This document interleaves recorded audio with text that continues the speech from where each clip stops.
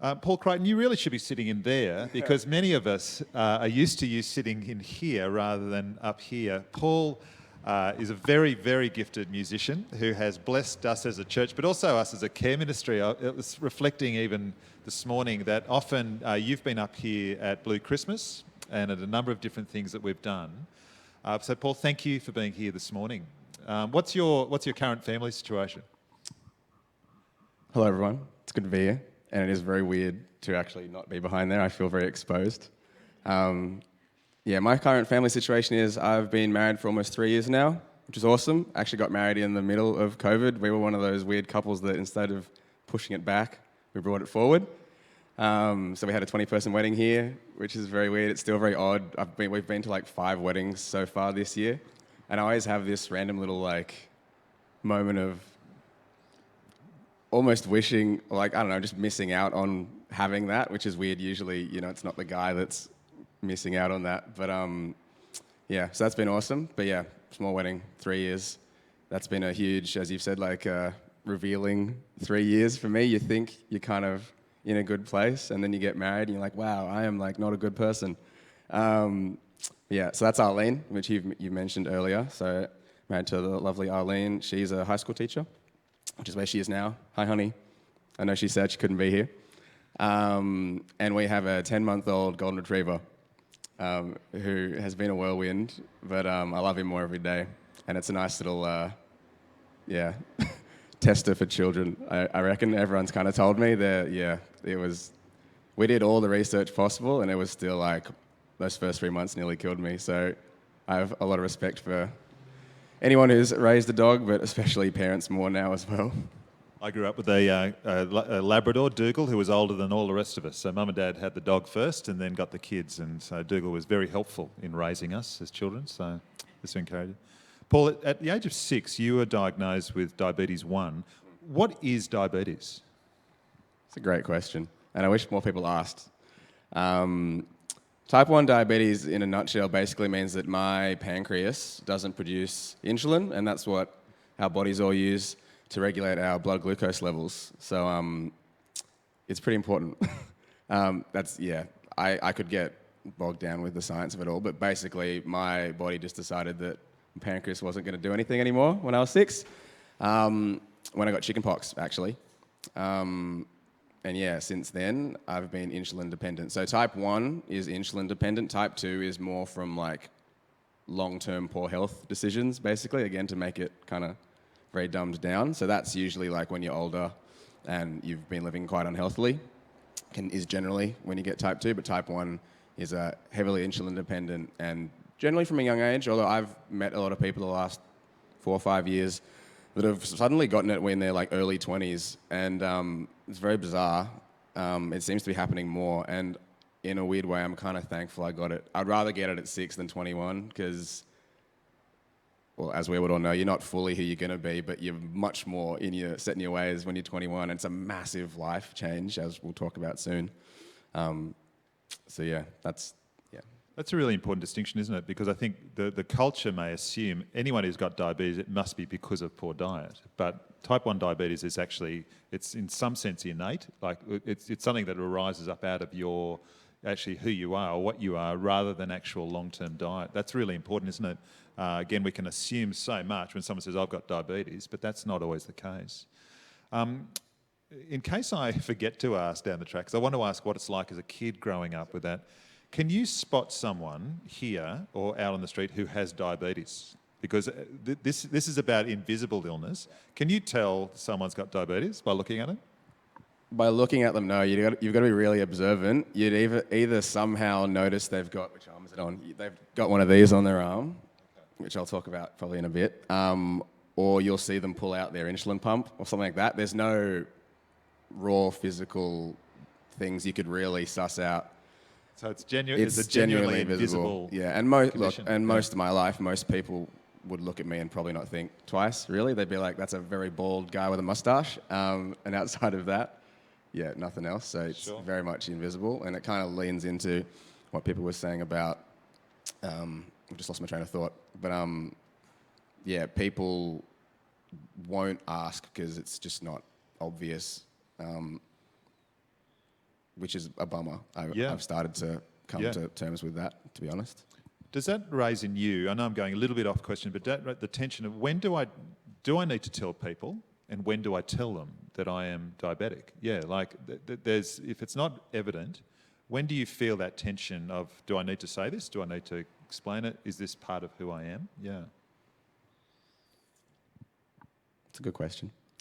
You kind of got to just decide in the moment, really. So like I've had moments where it's gone really well and it's gone quite poorly. My first full-time job, I just decided to send a company-wide email that I was a type 1 diabetic, and like, you know, I can't remember what I said exactly, but it was basically just like this is what I deal with and X, Y, Z. And I don't think anyone responded. And it was quite upsetting.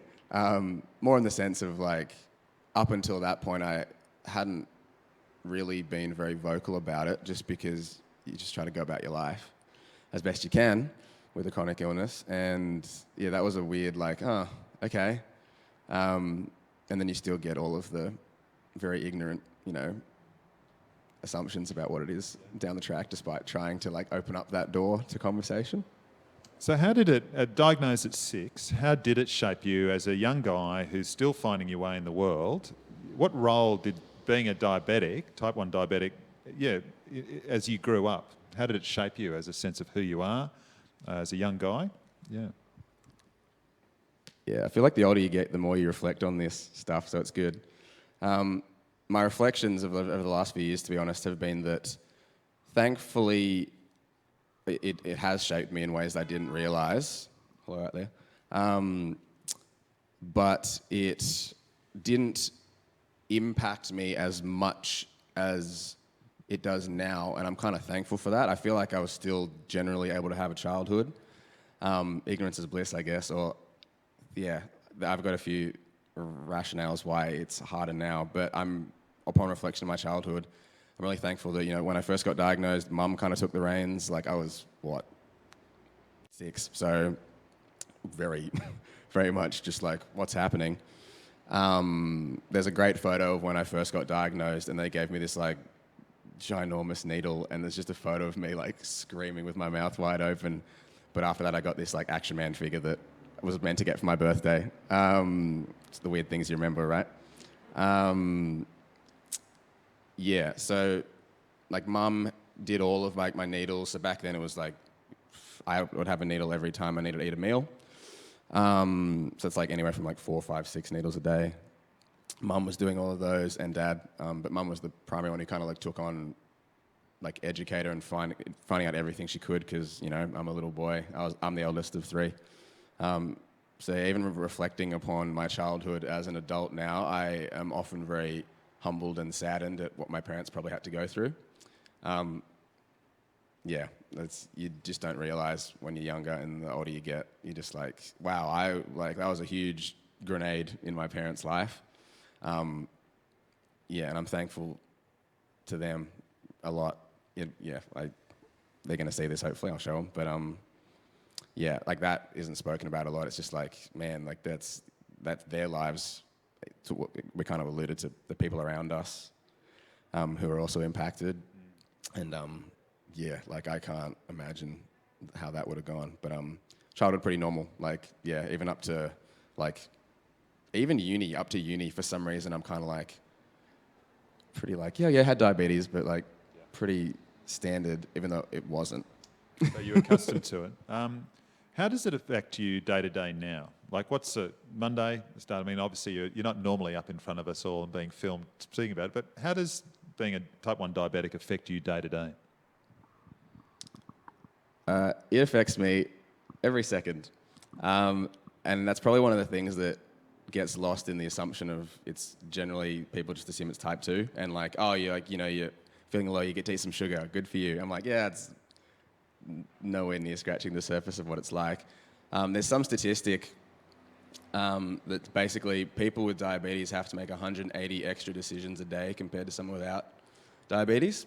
And all of those decisions are immediately impactful in terms of like health and like, yeah, that seems pretty accurate. And I think that I referenced that stat and I looked it up this morning to make sure I had it right, just because I think it's very immediately like, oh, like, that's just a lot of extra thinking. Like my brain, I'm a pretty overactive thinker as it is.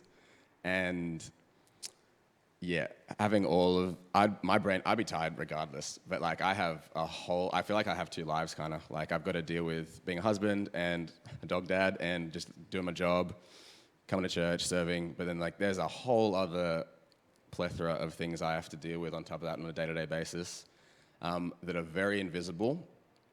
Can you give some examples of those? Like even getting ready this morning, right? Like I had my levels were quite high overnight for some reason. I think it was because I had curry last night. If you want to know how different food affects me, there's a whole other seminar we can go through. It's a different seminar It's a different altogether. seminar. Come back next week. So like levels were high. I decided to get up and go for the walk this morning because exercise is good for kind of like re-engaging the insulin I've given myself. So I dropped quite quickly, came down a lot, and then like before leaving for here, levels were lowish. So it's like, even then it's like the simple question of like, how much do I eat now? Do I eat anything now? Because I don't want to then go too high for this now, because if I go above kind of like the threshold that I want to be, my body's then overworking to function, and I could be a little hazy up here, and I want to be able to present clearly, like really small thing. But like everything I eat, like if I'm hungry, I'm like, should I eat that? Do I need it? How much insulin do I need to give myself to cover that? Is my insulin going to work? Like how well is my set change, which is like when you put an insulin set on you, like how well is it working like right now? Like, cause that can change depending on where I've put it on my body. Like sometimes it's just the insulin's just not that effective, and those 4-day stretches I probably eat less than I should, because I'm just like, I can't put that much variation in my body, because otherwise I'll be running high all the time and I'm tired and I can't do my job. I feel like that ramble might give a little bit of an insight into like the billions of things that just go into like a simple thing of like, am I going to have that piece of bread? Sure. What is on your arm? So you might want to just turn to show us. Great. What have you got there? Not a lot of muscle, I'll tell you that. So this is a relatively new thing for me. It's called a CGM, so it's a continuous glucose monitor that replaces the finger pricks. So finger pricking is slowly becoming not a thing for type 1 diabetics, which is great, because after after 20 years, my fingers were pretty shot. Basically, that has a sensor and a Bluetooth thing in it. The Bluetooth element lasts 3 months, which is great. But the actual sensor, which is like the padding and the thing that has a little like, it's like as thin as a hair, which is crazy. Technology's great.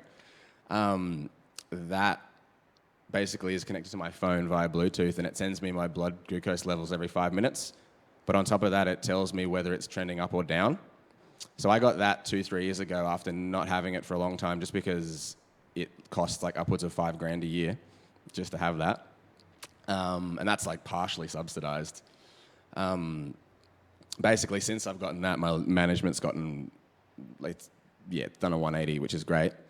But yeah, that works in relation with an insulin pump, which is basically the thing that replaces the injections. So I have like a vial that I'll put into this machine, and it's connected via a tube.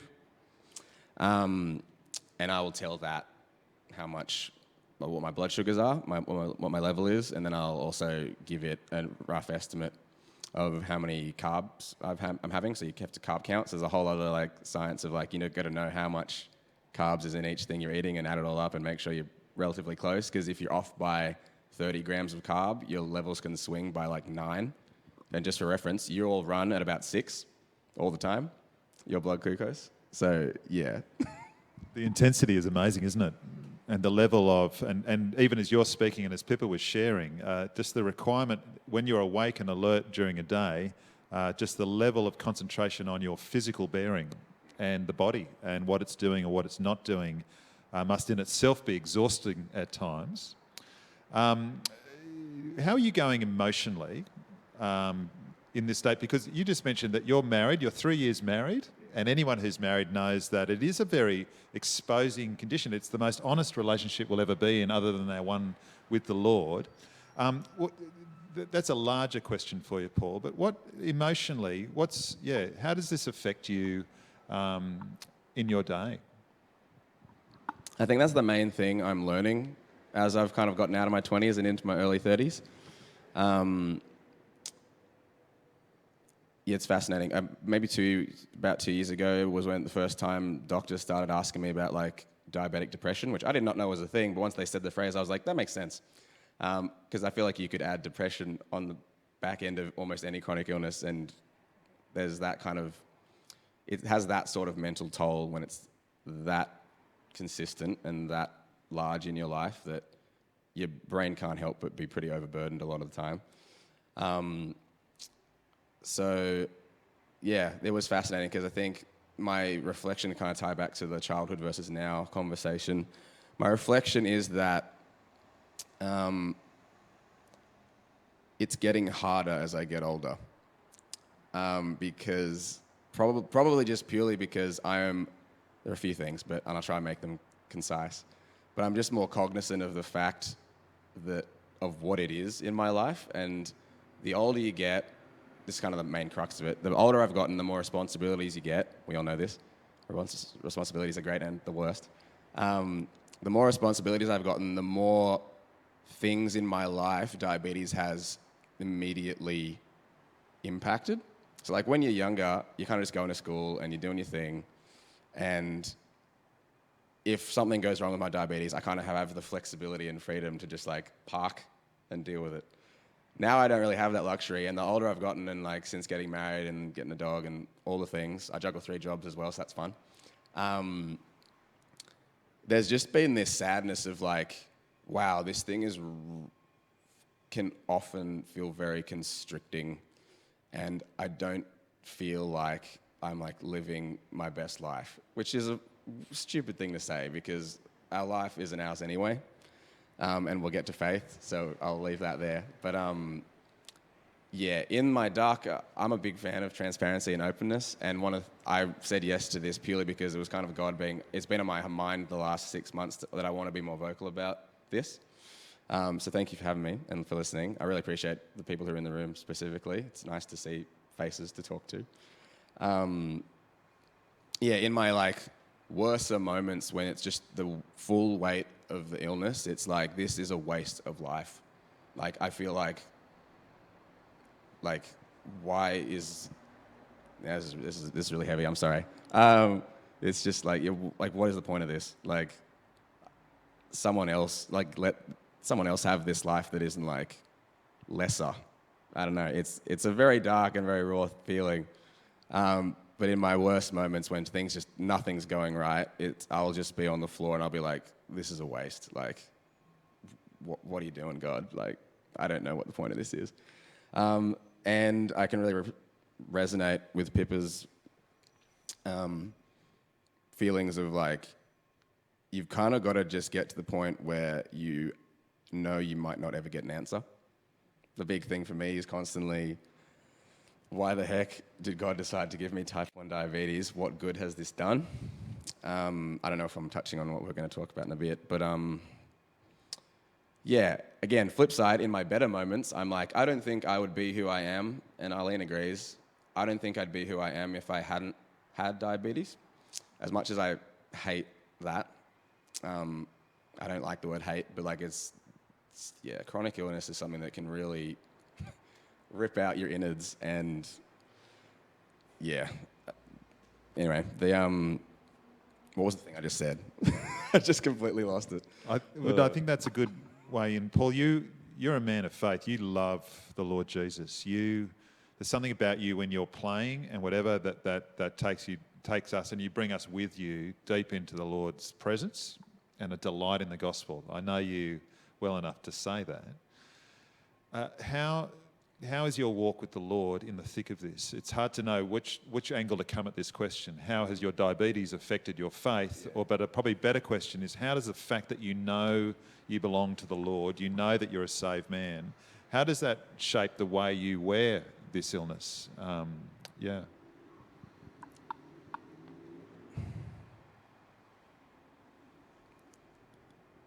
There's a lot. If you could see my brain, it'd just be like that meme where like the billions of numbers are falling around the woman's confused face. In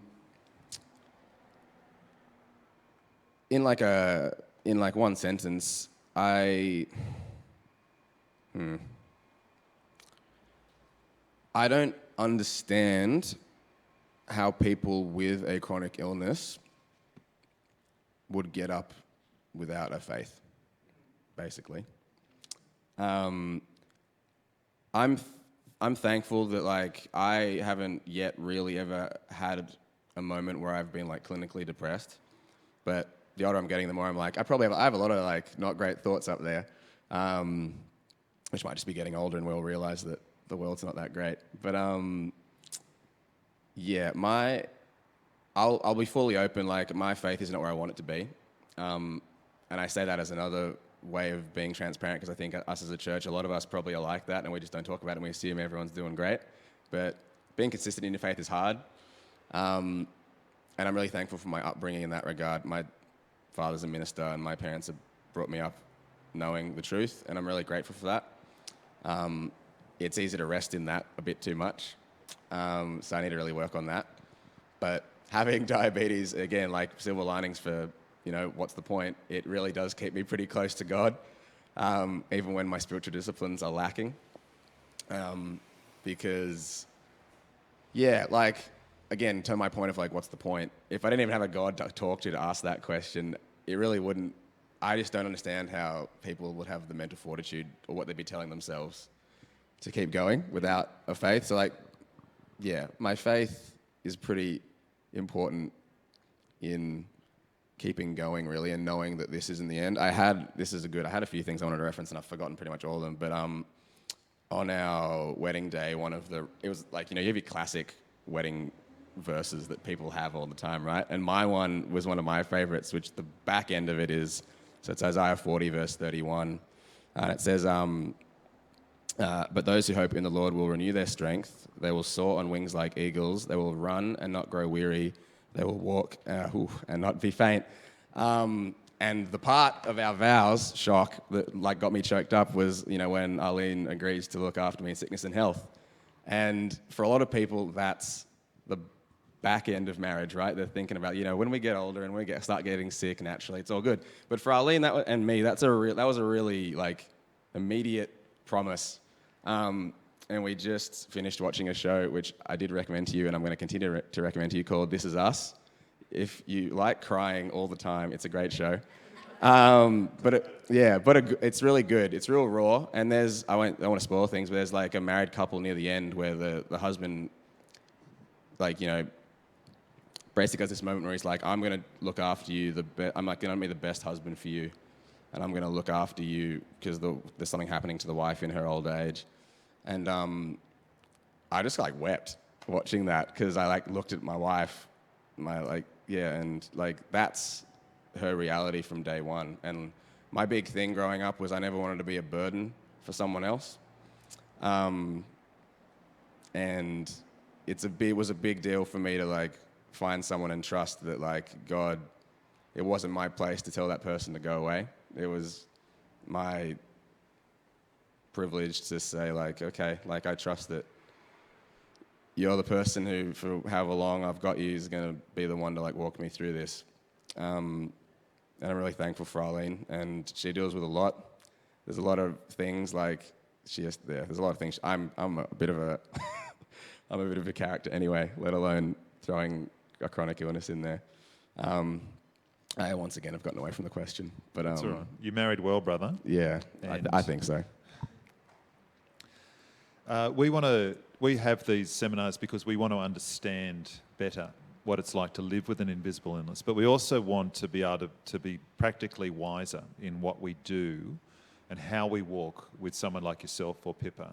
So just as a close, as we ask Pippa, what are some of the do's and don'ts with someone with type 1 diabetes? What are some of the unhelpful things? You've alluded to some already that's just good for us to know so that we're not stumbling into that, and we're not, even with good intentions, not being unhelpful. So what are some of the no's with someone in your condition? Just to start this part of the conversation, a big thing a do for me has been to just talk about it more. I've kind of kept it to myself and expected people to come to me. But I've learnt that yeah, I've just got to like bring it up because people aren't psychic and they might not know. And most people don't know even if you tell them because there's just so much, we'll now segue into the don'ts, but like there's so much assumed cultural understanding of what diabetes actually is. So like a don't would be, I mean, I guess having any assumptions really, because the likelihood is that, no offense, what you think you know is stupid and not right.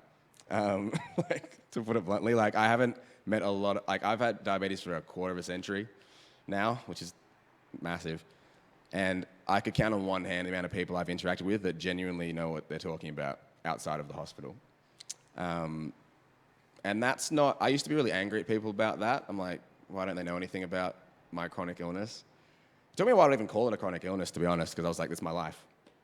And again, I guess that's a perspective thing. It's like, I don't want to, I am limited by it, but I think even calling it that to myself would, it's limiting and not at the same time. Anyway, so just telling people about it. But anyway, not getting, I was like, I can't be angry at these people. They don't know. Anyway, so I guess the first thing would be to, if you do know a type 1 diabetic, ask them how it's going. Like Pippa alluded to this, like it's really, it's kind of like any friendship, right? If you never want to, it's happened a few times in my life where you kind of know in the back of your head you're the one putting in all the effort and you kind of just pull back a bit to see what happens.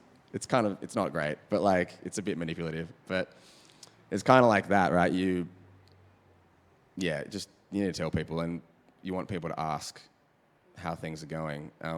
It's really, it just makes you feel loved, really. Like that someone cares enough to be like, hey, how's that going? Rather than you always having to be the, man, let me tell you about what happened with my diabetes this week. Whew, and they're like, oh, here we go again. Again, that doesn't even happen. Maybe I need to start doing that. Maybe I start need to talking about it more.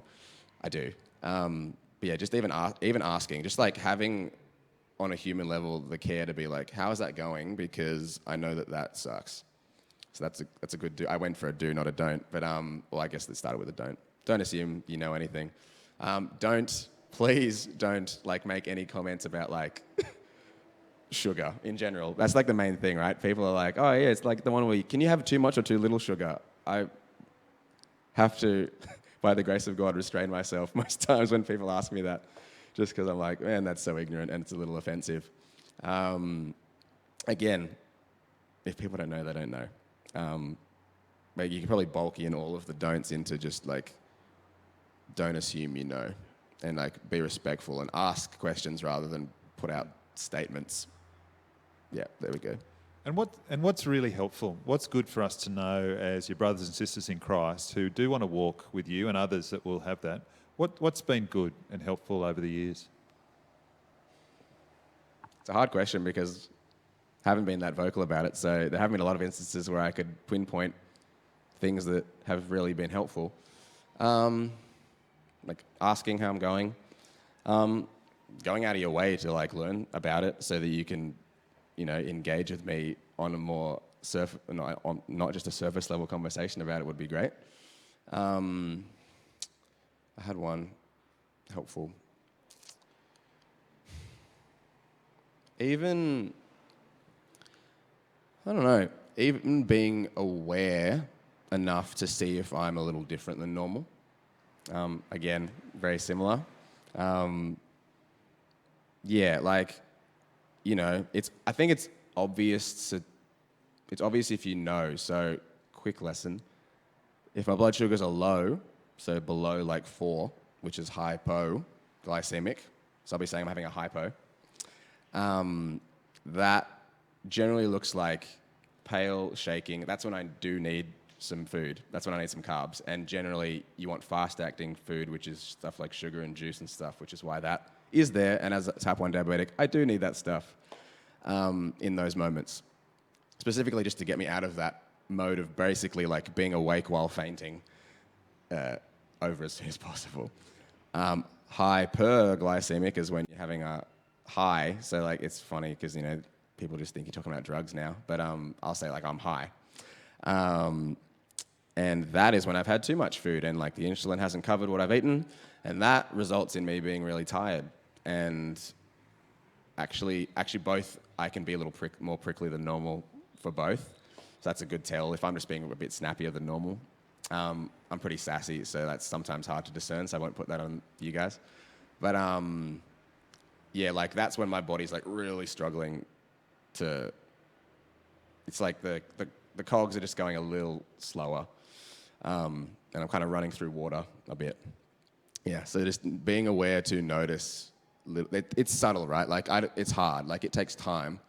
Like even Arlene, sometimes I'm like, I'm clearly having a hypo, like you need to not say things that are a little antagonizing or whatever. Like, yeah, like just being aware. Like you got to be very observant. Yeah. Thank you, Paul. And in a moment, I'm going to pray to close, but I want to be able to pray for Arlene and for Malcolm because we're aware that in both these cases, you've both shared how it impacts a household, a whole household. And we could just as easily have had them up here with us as well, just to talk about that, which might be an idea for down the track, to focus on those who do walk the long walk in the most intimate way at home. But Paul, thank you so much for sharing, brother. That we know that there's more to draw on, but the fact that you've shared this, I'm wiser because you've shared what you've said today. I've known a little bit. I know more now. So, and I think I do want to encourage us, even if we don't feel we know everything about the other, to take opportunities when we're present. And Pippa's shared about how rare it can be to be present, is to be prayerful with one another as well. I can think of at least a few times at the end of a Sunday night where I'm aware that Arlene's had a full bore week teaching. You're also in the state. Just to pray with you is a very important thing. I may not know everything that's going on, but it's a good thing to be praying with one another in the moment, on the spot. And I think that's a really good reflex for us to develop. Why don't I do that now? I'm going to come down to the thing, but why don't we thank Paul for what he's shared today?